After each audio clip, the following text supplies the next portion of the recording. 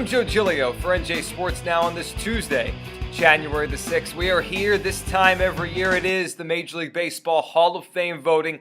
Those who will be inducted into Cooperstown this coming July, we will find out 2 p.m. on Tuesday afternoon. There are some locks in this ballot, a jam-packed ballot of great players from the 80s and 90s that are on this ballot now, and really too many great players probably to fit all in one class. There are some locks from Pedro Martinez to Randy Johnson, probably a John Smoltz, and you could throw in a Craig Biggio, who just missed last year. But when the balloting comes down and we find out the results at 2 p.m., one name, former Mets catcher Mike Piazza, will be some of the center of the debate. The great catcher with the Mets, the great catcher with the Dodgers before that. Piazza should be a lock for the Hall of Fame, but right now he hasn't been, only getting 62.2% of the vote last year. You need 75 for induction. He should get there this year, but there is no lock that he will, and really there is no logical reason to keep Mike Piazza out of the Hall of Fame. Unequivocally, the greatest hitting catcher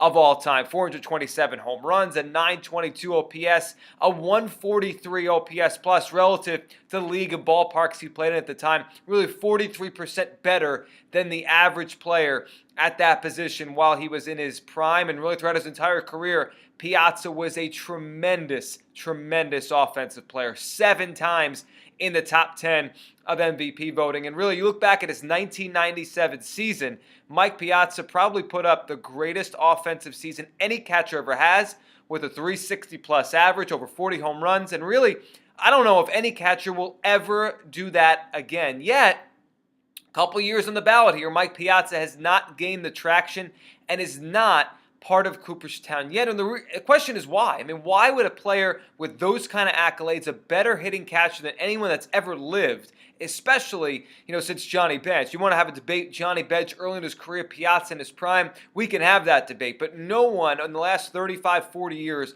has played that position and hit like Mike Piazza. And there is no logical reason to keep him out. The two reasons you hear the most, the two biggest factors in the reason that Piazza is not yet in the Hall of Fame and may miss once again when the announcement comes down, both to me are illogical. Let's start with the first one that actually happened on the field. Piazza, as we know, was not a very good defensive catcher. That was where his weakness was. They almost had to hide him there because they couldn't find a real position for him. Came up as a catcher, Tommy Lasorda, and the Dodgers organization wanted him to catch to get him on the field quicker because his bat could clearly play at catcher. But for as below average as he was defensively, he was not so bad that it took the value of his bat down and made him, not a great player. I mean, really look at his WAR, wins above replacement, which factors in defense. He's still 5th all time, even with the defense that people didn't like. He struggled throwing runners out. He was a good frame of pitches. We know that. But his bat was so great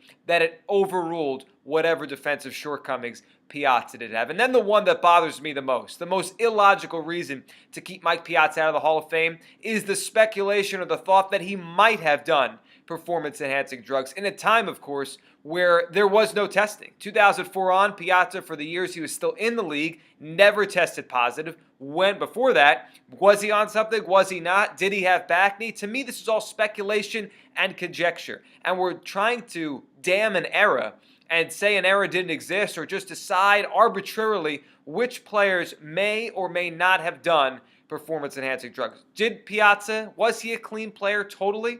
It's impossible for me to know. Do I really care? No, I don't, because he was playing against other not clean players, and if you want to go on the premise that Piazza wasn't clean, I need some real proof, or you need to tell me which pitcher he hit the home runs against that wasn't clean or was clean on the same vein. Mike Piazza, one of the great hitters in the history of the sport, the greatest hitting catcher, and the only reasons that someone could tell me he doesn't belong in the Hall of Fame are conjecture and illogical. I can't come up with a logical reason why Mike Piazza doesn't get at least 75% of the vote when this announcement comes down on Tuesday, and if he doesn't, it's a shame.